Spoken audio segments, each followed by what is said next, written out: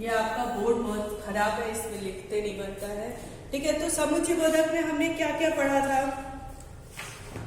कौन बताएगा? समुच्चय बोधक में हमने क्या क्या पढ़ा था? हाँ बताइए। हाँ बोलो बोलो। वे अपने शब्द जो दो शब्दों उपवाक्यों या वाक्यों को जोड़ने का काम करते हैं उन्हें समुच्चय बोधक अव्यय कहते हैं। हमने उनके दो प्रकारों को पढ़ा था, समान अधिकरण और व्यधिकरण तथा समान अधिकरण के 4 भेदों को भी पढ़ा था। 4 भेदों को भी पढ़ा था। ठीक है, अच्छा तो समान अधिकरण के जो 4 भेद हैं वो कौन कौन से हैं? संयोजक, हाँ, विभाजक, हाँ, विरोधवाचक और पर्यायवाचक। हाँ, कौन कौन से हैं? एक तो है हमारा संयोजक,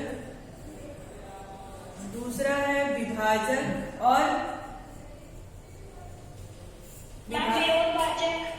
विरोधवाचक और परिणाम। ठीक है, हमने ये भी समझ लिया था कि संयोजक किसे कहते हैं, विभाजक किसे कहते हैं, विरोधवाचक किसे कहते हैं और परिणामवाचक किसे कहते हैं। ये भी हमने समझ लिया था। ठीक है, उसके बाद से अब हम समझेंगे कि ये व्यधिकरण समुच्चय बोधक क्या है। अभी तो हमने समानाधिकरण के बारे में पढ़ा, अब हम पढ़ेंगे व्याधिकरण समुच्चय बोधक क्या है। ठीक है, तो देखिए, दो शब्द एक या एक से अधिक आश्रित उपवाक्यों को प्रधान वाक्य से जोड़ते हैं। अब आप कहोगे कि यह आश्रित उपवाक्य क्या है और प्रधान उपवाक्य क्या है। ठीक है, तो जब आपने वाक्य पढ़ा था तो वाक्य में आपने पढ़ा होगा उद्देश्य और विधेय। पढ़ा था? Yes ma'am. हाँ, तो उसी तरह से अगर हम कोई वाक्य लेते हैं, जैसे मान लीजिए कि हमारे पास एक वाक्य आया, मुझे छाता दे दो क्योंकि मुझे क्या करना है, क्यों बाहर वर्षा हो रही है। बात हम करेंगे मुझे छाता दे दो। एक हो गया वाक्य, क्लियर है यहाँ पे। अब हमने इसको जोड़ा है, क्या किया है, क्योंकि बाहर वर्षा हो रही है। ठीक है, बाहर वर्षा हो रही है। अब ये कह रहा है, व्याधिकरण वाक्य में कह रहा है कि जो शब्द एक या एक से अधिक आश्रित उपवाक्यों को प्रधान उपवाक्य से जोड़ता है। अब देखो ये क्या है, मेन पॉइंट हमारा क्या है, मुझे छाता दे दो। तो ये हमारा क्या है, एक वाक्य हुआ, इसी वाक्य को उपवाक्य भी कहते हैं और यही हमारा क्या है, प्रधान उपवाक्य है। अब देखो, छाता दे दो, छाता की जरूरत क्यों पड़ी, क्योंकि बाहर वर्षा हो रही है, बाहर बारिश हो रही है, उससे बचने के लिए छाता की जरूरत हमें पड़ी, है ना। तो अब देखिए, ये प्रधान वाक्य हो गया और ये क्या हो गया, आश्रित वाक्य हो गया। और इन दोनों वाक्यों को जोड़ने के लिए हमने किसका प्रयोग किया, क्योंकि का किया। आई बात समझ में? उसी को हमने क्या कह दिया, वही क्या है हमारा व्याधिकरण समुच्चय बोधक है। जैसे मैं चाहती हूँ और एक वाक्य हमारे पास हो गया खुश रहो। ठीक है, मैं चाहती हूँ खुश रहो। अब ये दो उपवाक्य हैं। देखिए, पहला उपवाक्य क्या है, मैं चाहती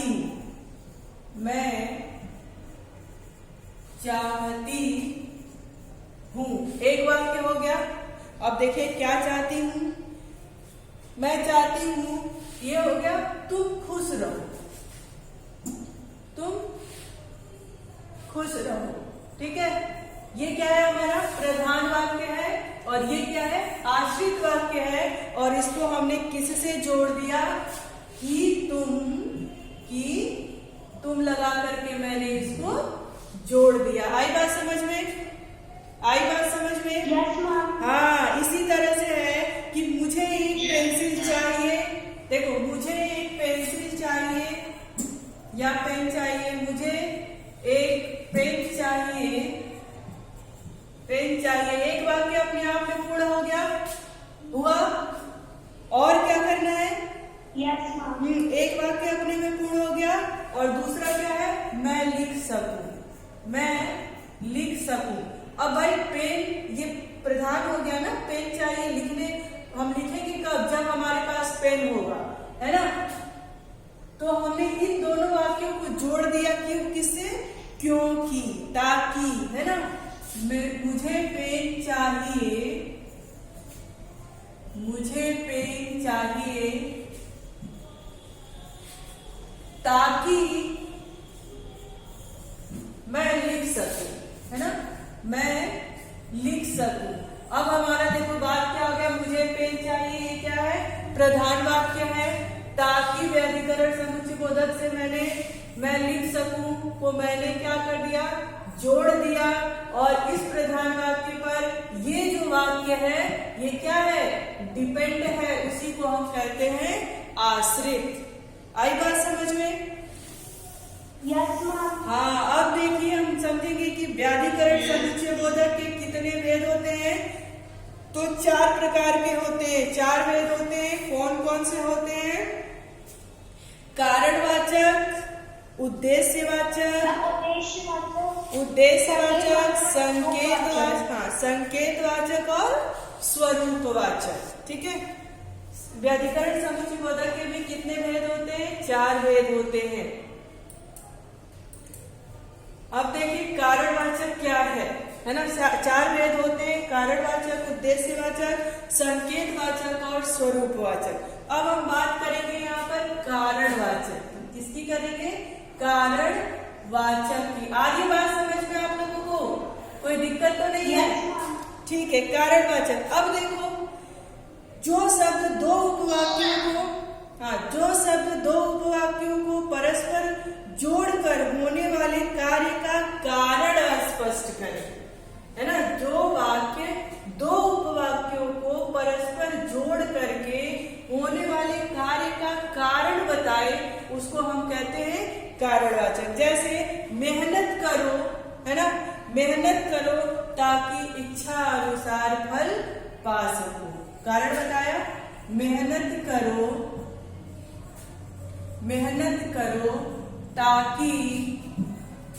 ताकि सब उससे जोड़ दिया, ताकि क्या करो, ताकि क्या होगा, मेहनत करो ताकि इच्छा अनुसार फल पा सको, है ना, इच्छा अनुसार फल पा सको।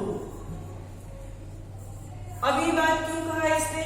अब देखो मेहनत करने का कारण क्या बताया, ताकि आपके परीक्षा में अच्छे परिणाम आ सके। इसीलिए क्या कहा इसने कि मेहनत करो। इसमें यही बताया गया ना, जब दो उपवाक्य या दो शब्द को आपस में जब जोड़ दिया जाए और उसके कार्य के होने का कारण पता चले, वहां पर क्या होता है, कारणवाचक होता है। आई बात समझ में? Yes ma'am. हाँ, अब देखो मान लो कि कल आप स्कूल नहीं आ रहे हो, कल आप स्कूल नहीं आओगे तो आपसे कारण पूछा जाएगा, तो आप क्या बताओगे, मैं बीमार था इसलिए विद्यालय नहीं आ सका। आपके विद्यालय नहीं आने का कारण क्या था कि आप बीमार थे। आई बात समझ में? कपड़े धो लो क्योंकि पानी आ गया है। आपको हम कपड़े धोने के लिए क्यों कह रहे हैं? इसलिए कह रहे हैं कि अब पानी आ गया है, आप अपने कपड़े धो सकते हो। आई बात समझ में? आई बात समझ में? हाँ, यानी देखो कारणवाचक व्याधिकरण समुच्चय बोधक के बारे में कोई पूछे तो आप कहोगे जब दो उपवाक्यों को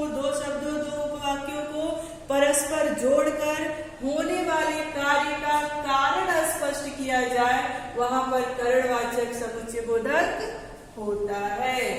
क्लियर है? क्लियर है? Yes ma'am. हाँ, चलिए अब हम बात करेंगे उद्देश्यवाचक की। ठीक है, अभी तक तो हमने पढ़ा कि कारणवाचक व्याधिकरण समुच्चय बोधक। अब हम बात करेंगे उद्देश्यवाचक की, कि उद्देश्य का, अच्छा बताओ उद्देश्य का क्या मतलब होता है? कौन बताएगा? Ma'am intention. हाँ, इंटेंशन, ठीक है। यानी क्या उद्देश्य है हमारा, मोटो क्या है किसी कार्य को करने के पीछे, ठीक है। तो अब देखिए क्या कह रहा है, जो शब्द उपवाक्यों को जोड़कर उनका उद्देश्य स्पष्ट करने का कार्य करते हैं उन्हें हम उद्देश्यवाचक कहते हैं। जैसे ऐसा कार्य करो जिससे सभी खुश रहें, कह रहा है ना, ऐसा कार्य करो, ऐसा कार्य करो। अब ये जिससे समुच्चय बोधक लगा दिया, जिससे सब खुश रहे, है ना, सब खुश रहे। अब देखो इसमें उद्देश्य का पता कैसा लगा भाई, देखो सबका हमको क्या करना है, हमारे काम करने का, हमारा अच्छा काम कराने का, करने का एक ही उद्देश्य है कि सब क्या करें, खुश रहे। मेरे अच्छे से पढ़ाने का, मैं आपको कोई भी टॉपिक बहुत अच्छे से समझाऊं ताकि या जिससे आपको अच्छे से समझ में आ जाए। यानी मेरे अच्छे से पढ़ाने का मेरा उद्देश्य क्या है इसके पीछे, कि आपको समझ में आ जाए। अब आई बात समझ में कि कैसे इसमें दो शब्दों, दो उपवाक्यों को परस्पर जोड़ने से किए गए कार्य के उद्देश्य का पता चलता है। आई बात समझ में, आई बात समझ में? Yes ma'am. कोई दिक्कत यहाँ तक? Yes ma'am. हाँ, जैसे देखिए मैंने अपना काम पूरा कर लिया इसलिए कि मुझे जल्दी थी। अब मैं आपसे कहूँ भाई तुम इतनी जल्दी जल्दी क्यों अपना काम पूरा कर रहे हो, तो आप कहोगे क्योंकि मेरे पास टाइम नहीं है, मुझे जल्दी है। तो आपके काम को जल्दी करने का आपका उद्देश्य क्या था, आपका इंटेंशन क्या था, कि आपको जल्दी है, यानी आपके पास समय का अभाव है, इसलिए आप अपने काम को जल्दी जल्दी करने की कोशिश कर रहे हैं। आई बात समझ में? आई बात समझ में? Yes ma'am. हाँ, आपका विद्यालय आने का उद्देश्य क्या होता है? मैं विद्यालय रोज आता हूँ क्योंकि क्या होगा, बनाइए, एक वाक्य बनाइए।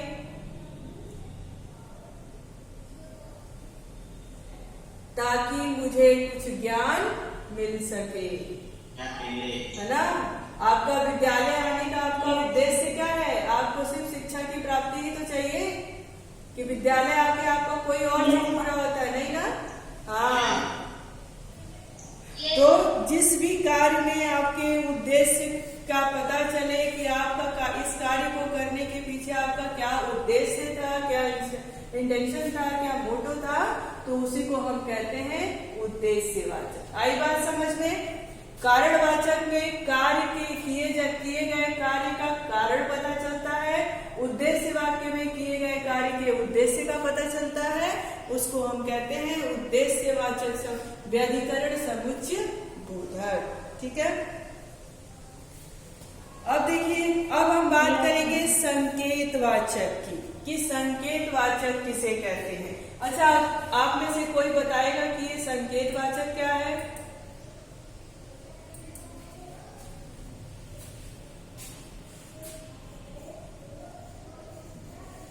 मैम हाँ बताओ।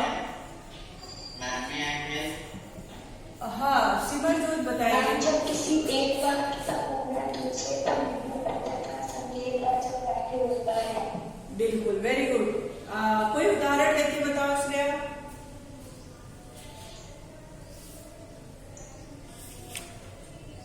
कोई उदाहरण दीजिए।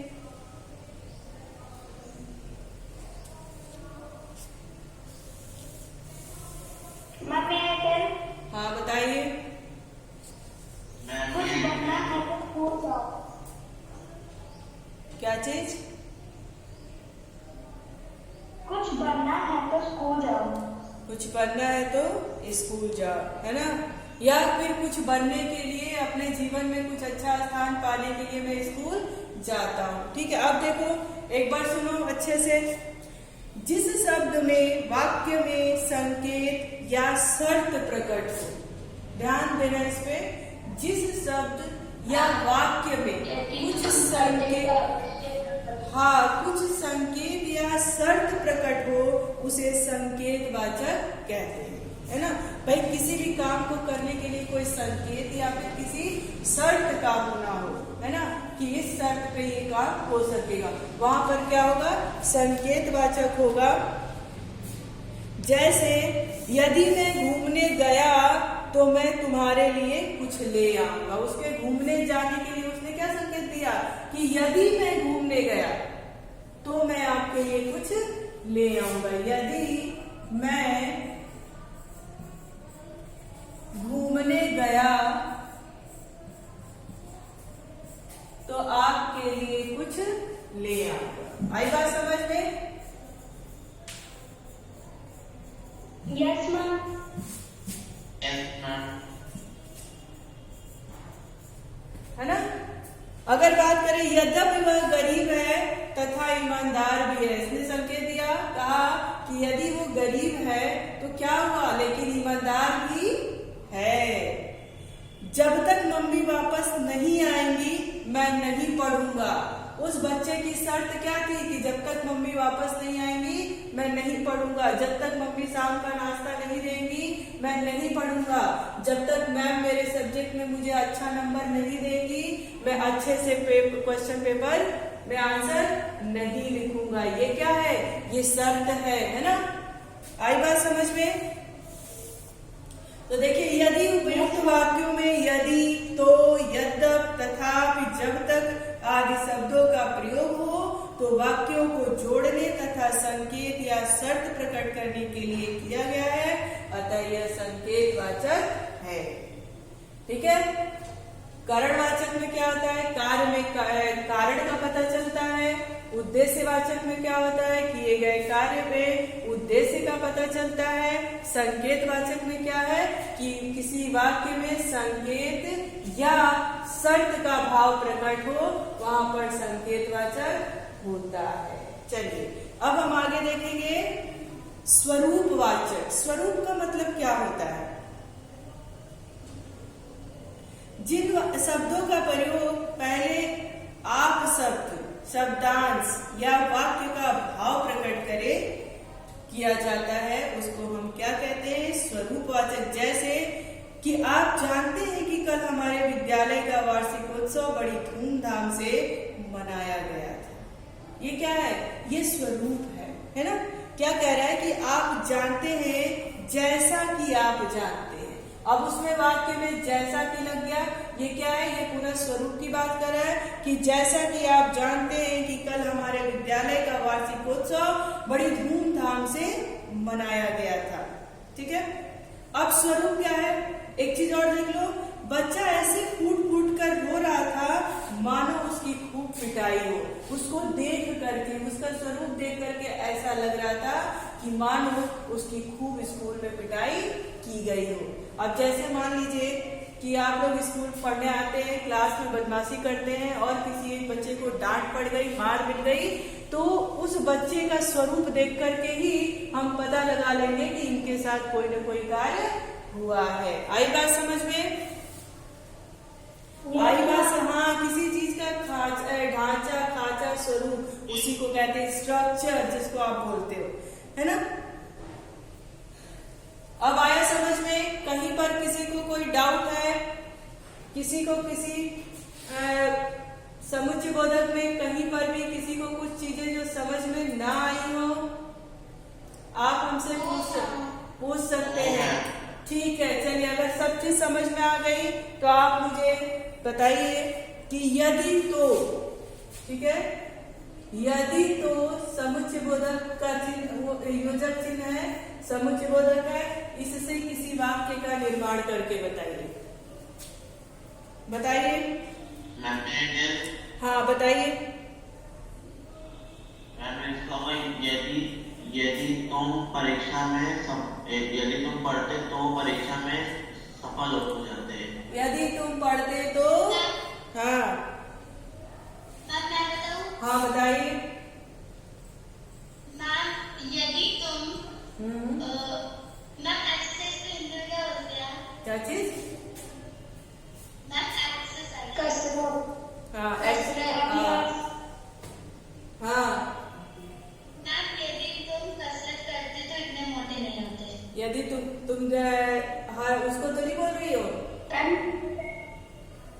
मैम मैं एक बताऊँ तनु? जसनप्रीत को तो नहीं, अरे क्या नाम है उसका, सिमरजोत को तो नहीं बोल रही हो तुम? नहीं तो गुस्सा हो जाएगा। हाँ ठीक है, चलिए अब बताइए किंतु। किंतु किंतु समुच्चय बोधक है, इससे किसी वाक्य को बताइए, दो वाक्यों को, दो शब्दों को परस्पर आपस में मेल करके बताइए। मैं बताऊँ? हाँ बताइए बच्चा। मैम मैं बताओ बताओ, कोई भी बताओ पर बताओ। मैं परीक्षा में प्रथम स्थान प्राप्त करती, किंतु मेरे बगल में जो सहपाठी है उसके प्रथम स्थान प्राप्त करेगा। अच्छा, ऐसा भी हो सकता है कि तुम्हारा यह काम हो जाएगा किंतु कठिन है ना? सिमरजोत सुबह उठ सकता है एक्सरसाइज करने के लिए, किंतु ठंडी अधिक है इसलिए वो नहीं कर पा रहा है। हाँ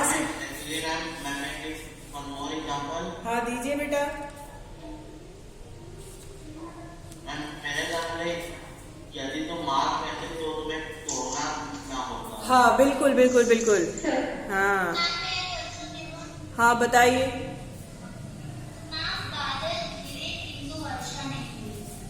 हाँ ये भी बात सही है, ठीक। चलिए अब दूसरा आपके लिए सवाल है कि निम्नलिखित वाक्यों में प्रयुक्त समुच्चय बोधक अव्यय छांट कर गोला लगाए। अच्छा बताइए, मम्मी और दादी कानपुर गए, इसमें समुच्चय बोधक क्या है? मम्मी मैम और क्या है? और दादी कानपुर गए। अब ये क्या है? और क्या है?